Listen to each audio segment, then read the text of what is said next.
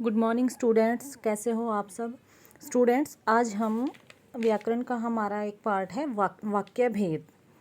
वाक्य भेद जो है हमारे दो प्रकार के होते हैं। एक होता है रचना के आधार पर, एक होता है अर्थ के आधार पर। अर्थ के आधार पर हम ऑफलाइन क्लास में जो है वाक्य भेद हम कर चुके हैं। आज हम करेंगे रचना के आधार पर। अब सबसे पहले हमें पता होना चाहिए कि वाक्य है क्या। तो वाक्य जो है व्याकरणिक दृष्टि से भाषा की सबसे बड़ी रचना जो है वो क्या है, वाक्य है। और वाक्य क्या होता है? शब्दों का वह सार्थक समूह जो किसी न किसी भाव को प्रकट करता है, वह वाक्य कहलाता है। अब रचना के आधार पर जो है वाक्य के कितने रूप हैं, कितने भेद हैं? तो रचना के आधार पर वाक्य के 3 भेद होते हैं। एक है हमारा साधारण या सरल वाक्य, दूसरा है संयुक्त वाक्य और तीसरा है मिश्र या मिश्रित वाक्य। अब सबसे पहले हम साधारण वाक्य के बारे में जानेंगे कि साधारण वाक्य क्या होता है। साधारण वाक्य क्या होता है कि जिस भी साधारण या सरल वाक्य में एक उद्देश्य और एक विधेय होता है। अब यह उद्देश्य और विधेय आप सब जानते हो कि उद्देश्य उसे कहा जाता है जो वाक्य में कर्ता होता है, यानी जिस वाक्य में कर्ता के बारे में बताया जाता है उसे उद्देश्य कहते हैं। और कर्ता के बारे में और अधिक जानकारी या विशेषता जब बताई जाती है तब वह विधेय होता है, यानी कि किसी भी वाक्य में उद्देश्य और विधेय का होना आवश्यक है। अब है कि साधारण या सरल वाक्य में क्या है, जैसे नाम से ही पता है कि सरल वाक्य बिल्कुल सिंपल, इसमें एक ही क्रिया होती है, यानी कि जो कार्य होता है उद्देश्य और विधेय तो होगा, लेकिन कार्य जो होगा, क्रिया जो होगी वह एक ही होगी और यह मुख्य क्रिया होती है। इसमें उपवाक्य नहीं होते, यानी कि इसमें एक ही वाक्य होता है और उसमें मुख्य क्रिया ही होती है, यानी एक ही क्रिया होती है और वह ही मुख्य होती है। अब जैसे यहाँ पर उदाहरण देखिए कि राम गेंद से खेलता है। तो राम क्या है? उद्देश्य है।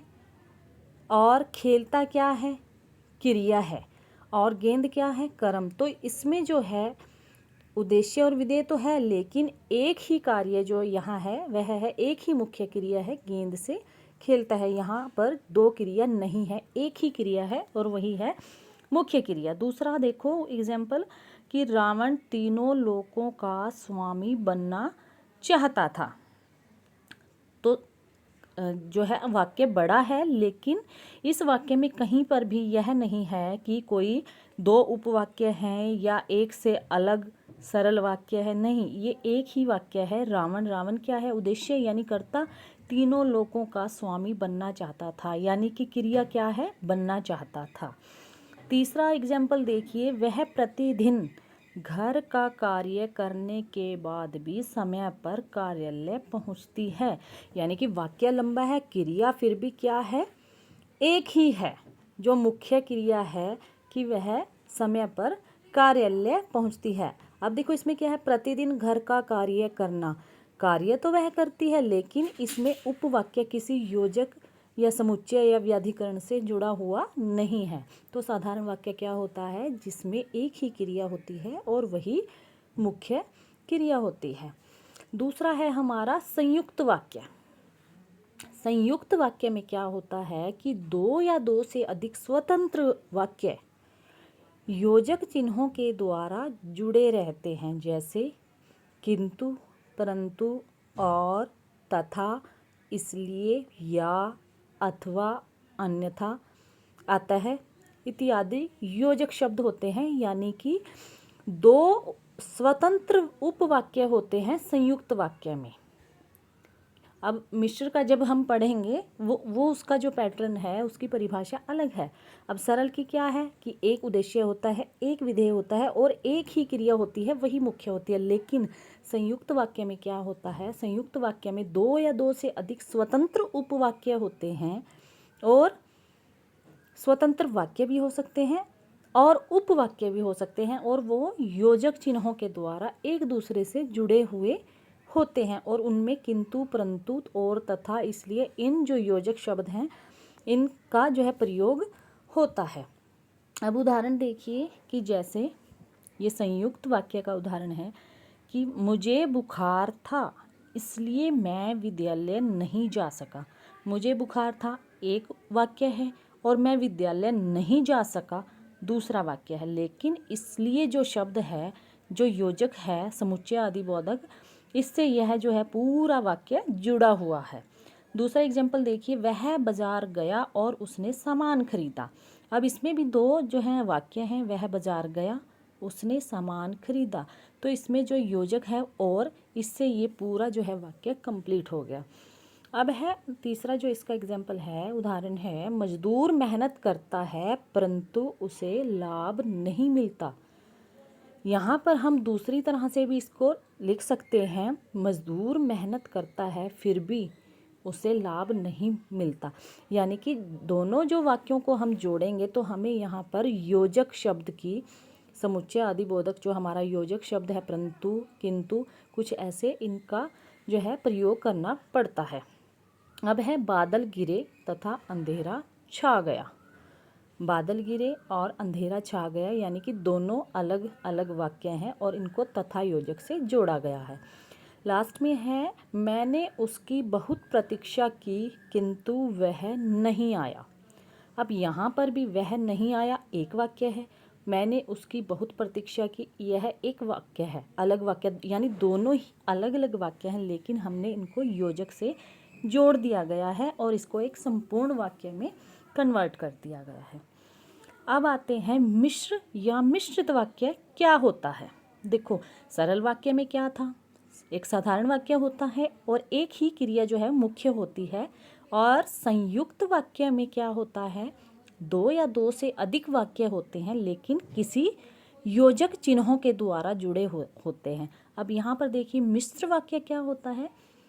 मिश्र वाक्य में एक से अधिक उपवाक्य होते हैं यानी कि छोटे वाक्य होते हैं और इस प्रकार के वाक्यों में एक प्रधान, अब समझिए कि इस प्रकार के वाक्य में एक प्रधान उपवाक्य होता है तथा जो अन्य उपवाक्य होते हैं वो प्रधान उपवाक्य पर डिपेंड करते हैं, आश्रित होते हैं। तो जो उपवाक्य आश्रित होते हैं ना, एक मुख्य उपवाक्य होता है, प्रधान उपवाक्य होता है और अन्य जो होते हैं आश्रित उपवाक्य होते हैं। तो आश्रित उपवाक्य कैसे होते हैं, जो मुख्य जो वाक्य है उपवाक्य उसके ऊपर निर्भर करता है। और ये उपवाक्य, क्योंकि अब इसमें क्या होता है, एक से अधिक उपवाक्य होते हैं तो वो आपस में जो है समुच्चय बोधक चिन्हों से नहीं जुड़े हुए होते बल्कि व्याधिकरण योजकों से जुड़े रहते हैं। व्याधिकरण योजक मैं आपको पहले भी बता चुकी हूँ कि ये योजक जो, जिनमें जो, जब, तब, जहाँ, वहाँ, की, क्योंकि, अगर, यदि इत्यादि ये जो शब्द हैं इनको हम व्याधिकरण योजक कहते हैं। यानी कि जहाँ पर ये शब्द होते हैं, अगर हमें सरल वाक्य से मिश्र वाक्य में कन्वर्ट करना पड़े, परिवर्तित करना पड़े, तब हम इन जो है ये शब्द जो यहाँ पर लिखे हुए हैं इनका हम प्रयोग करके सरल वाक्य को मिश्र वाक्य में परिवर्तित कर सकते हैं। अब देखिए उदाहरण देखिए कि जब गीता ने मेहनत की तब वह प्रथम आई। जब शब्द क्या है, व्याधिकरण, यानी कि मिश्र वाक्य में हम अब इनको बना रहे हैं और तब वह यानी जब के साथ तब का जो है ऑटोमेटिक है कि प्रयोग होगा। अब इसमें देखते हैं कि वाक्य तो दो हैं उपवाक्य, लेकिन मुख्य कौन सा है और जो है आश्रित उपवाक्य कौन सा है। तो मेहनत की, तो गीता ने मेहनत की, ये मुख्य उपवाक्य है। तब वह प्रथम आई, यानी कि जो प्रथम आई वो किससे जुड़ा हुआ है, किसके ऊपर डिपेंड है, मेहनत के ऊपर। तो अगला उदाहरण देखिए कि जो छात्र परिश्रम करते हैं वे ही सफल होते हैं। तो जो शब्द क्या है, व्याधिकरण, और मिश्र वाक्यों में व्याधिकरण जो है योजक होते हैं, वे ही सफल होते हैं। अब इसमें मुख्य उपवाक्य क्या है, छात्र परिश्रम करते हैं, और जो है इसका आश्रित उपवाक्य क्या है, वे ही सफल होते हैं। अगला उदाहरण देखिए कि जैसे ही सूर्यास्त हुआ, जैसे ही, तो यहाँ पर एक दूसरा जो है व्याधिकरण शब्द हम वो भी इस्तेमाल कर सकते हैं, जैसे ही सूर्यास्त हुआ वैसे ही चारों तरफ अंधेरा छा गया। और ऐसे भी कर सकते हैं कि जैसे ही सूर्यास्त हुआ चारों तरफ अंधेरा छा गया, यानी अंधेरा छाया, पहले क्या काम हुआ, सूर्यास्त हुआ, तो सूर्यास्त हुआ क्या है, मुख्य उपवाक्य, और चारों तरफ अंधेरा छा गया, ये है जो आश्रित उपवाक्य। अगला उदाहरण देखिए, यद्यपि वह दुबला पतला है, वह फिर भी यानी वह ताकतवर है, तो मुख्य क्या हुआ, मुख्य क्या है इसमें, ताकतवर, और आश्रित जो है वह है दुबला पतला। ये वाक्य कुछ ऐसे हैं, इनको हम मुख्य ये भी बना सकते हैं कि वह दुबला पतला है, लेकिन ऐसे चांसेस बहुत कम होते हैं। तथापि की जगह फिर भी आ सकता है, फिर भी वह ताकतवर है। तो यद्यपि और तथापि अगर यहाँ पर जो शब्द आए हैं इसके अकॉर्डिंग वह दुबला पतला है, यह मुख्य वाक्य है, उपवाक्य है, और वह ताकतवर है, यह जो है आश्रित उपवाक्य है। अगला उदाहरण देखिए कि वह विद्यालय नहीं आया क्योंकि वह बीमार है। तो इसमें भी क्या है, दो उपवाक्य हैं और वह क्योंकि व्याधिकरण योजक से जुड़े हुए हैं। अब आगे देखिए कि उपवाक्य क्या होते हैं। देखो, एक वाक्य में अनेक उपवाक्य होते हैं जिसमें एक प्रधान तथा शेष आश्रित उपवाक्य होते हैं। मुख्य उपवाक्य की क्रिया मुख्य होती है और आश्रित उपवाक्यों का आरंभ प्राय।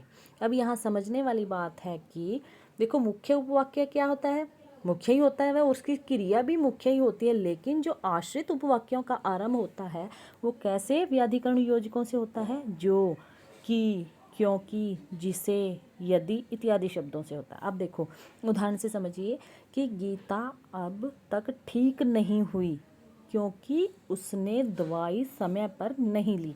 अब जो इसका उपवाक्य दो है, लेकिन क्योंकि शब्द से कौन से उपवाक्य की यहाँ पर जो है प्रारंभ हुआ है, उसने दवाई समय पर नहीं की, तो यह आश्रित उपवाक्य है। और आश्रित उपवाक्य हमेशा जो, कि, क्योंकि, जिसे, यदि इत्यादि शब्दों से होता है। तो आपका जो प्रश्न बनेगा वो होगा कि सरल वाक्यों से संयुक्त वाक्य में बदलो या सरल वाक्यों को मिश्रित वाक्य में बदलो।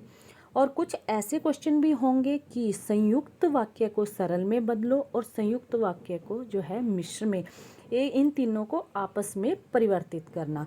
तो उसके लिए हमें अभ्यास करना पड़ेगा और इन शब्दों का जो है हमें दिमाग में रखना पड़ेगा कि जो, कि, क्योंकि, जिसे, यदि, अगर इन शब्दों से कोई उपवाक्य स्टार्ट होता है तो बात किसकी हो रही है यहाँ पर, मिश्रित वाक्य की, मिश्र वाक्य की।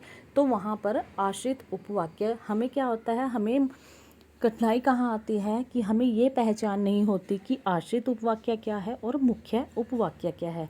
तो यहाँ पर यही समझने वाली बात है कि जिन वाक्यों का जो है आरंभ किन से होता है, जो, कि, क्योंकि, जिसे, यदि इत्यादि शब्दों से होता है, तो वह शब्द जो है आश्रित उपवाक्य होते हैं।